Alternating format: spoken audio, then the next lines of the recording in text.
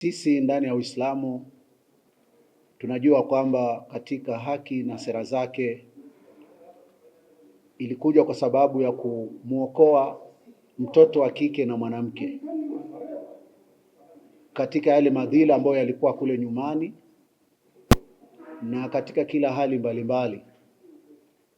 Tukaambiwa tuweze kuishi nao palipo na shida na penye furaha, kutokana na hali ambayo inawakumba watoto wetu wa kike na wanawake kwa jumla. Ni kwamba ni jambo ambalo tumehimizwa kwamba tuweze kuwaokoa katika yale madhila, ili tuweze kuishi nao katika furaha na pia na shida tuwe nao pamoja. Kutokana na hali hii ambayo ipo kwa sasa, ni jambo ambalo pia sisi viongozi wa kidini wa Kiislamu linatusikitisha nyoyoni mwetu kuona kwamba mwanamke au mtoto wa kike anagonjeka na inaonekana maisha yake kwamba si mazuri au kuweza kuendelea kuishi katika hii dunia. Tukiwa mimi pamoja na wenzangu ambao tumekuja hapa, tutaibeba sera hii ya kuweza kuokoa mwanamke na mtoto wa kike kutokana na kansa ya kizazi. Mwanamke ni haki kulindwa kwa sababu kizazi ndicho kinaleta familia katika dunia hii, na iwapo basi atakumbwa na hali kama hii, tumuone kwamba sisi anafia mikononi mwetu, basi tutakuwa na masuala ya kuulizwa mbele ya Mungu na itakuwa hatuna jawabu la kujitetea. Kwa hivyo mimi na viongozi wenzangu, baada ya hapa, itakuwa ni sera ya kuweza kuelezea wale ambao wako katika hali hii, iwapo ni changamoto nyingi, kwa sababu tumeona kwamba wengi wao hawako karibu na zile zahanati ama vituo vya afya, bali tunaomba kwamba serikali vile ilivyo inajitahidi, lakini tunasema kwamba hawaweze kufikiwa nyanjani, sio tu wafikiwe tu kwenye vituo vya afya, kutokee wahudumu wa afya waweze kuwafikia kule mashinani na kuweza kuangalia afya zao zinaendelea vipi, na waweze kuwahudumia ili tuweze kuwa na taifa lenye wanawake na watoto wa kike wenye afya.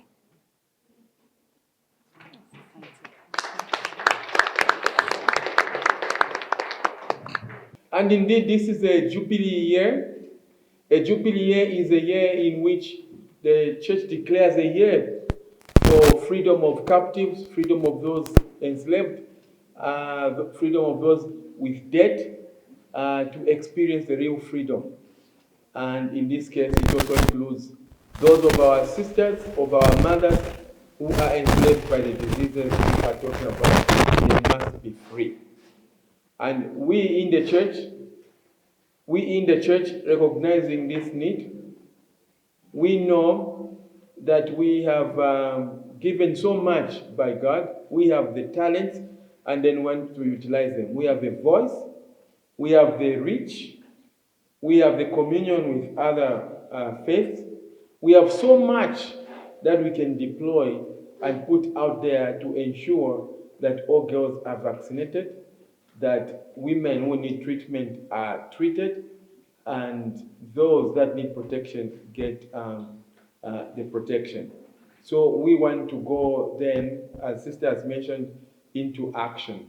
And we will go to St. Francis, and there will be several other places we'll go to throughout the country to ensure that we give an opportunity to collaborating with government, collaborating with other NGOs, collaborating with various other stakeholders to ensure that what we have as resources, the voice, the reach, the hospitals, we put them out there for humanity.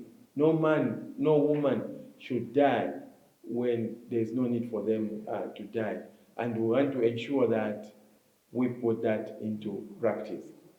So thank you very much.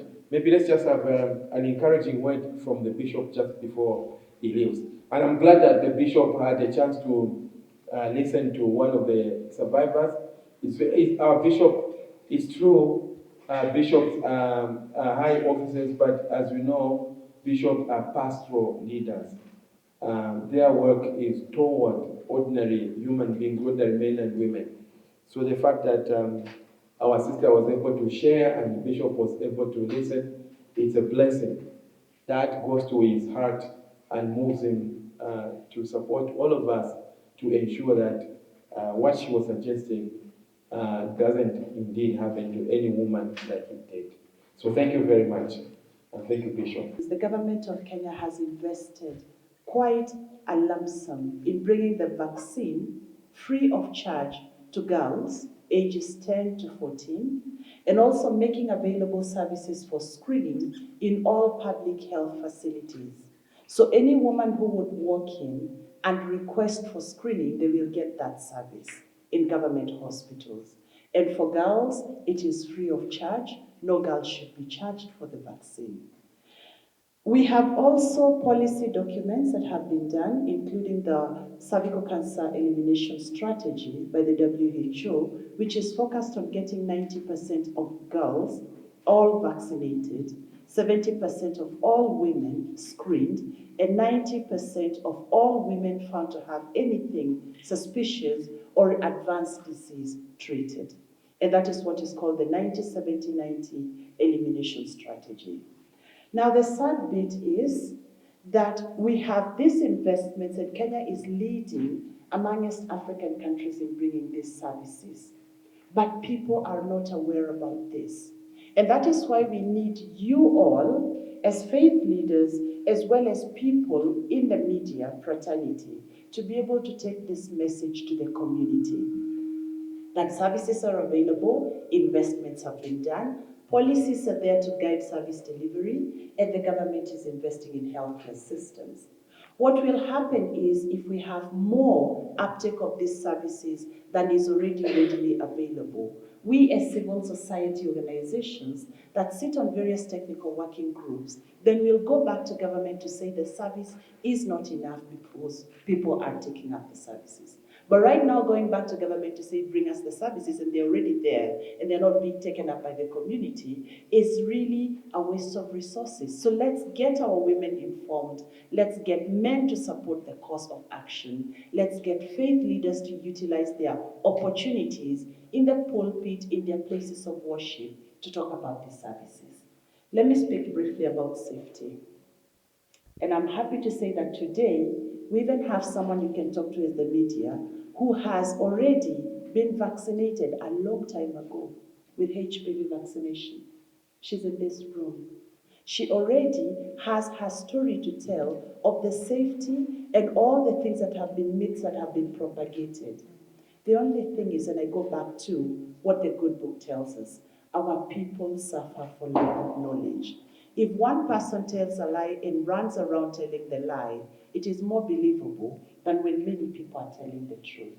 And the truth is, the vaccine is safe, it is available, it has been proven to work in over 100 countries, and over 80 million doses have been given already in the world, and therefore we see women as being safe when they receive this vaccine for prevention of cervical cancer.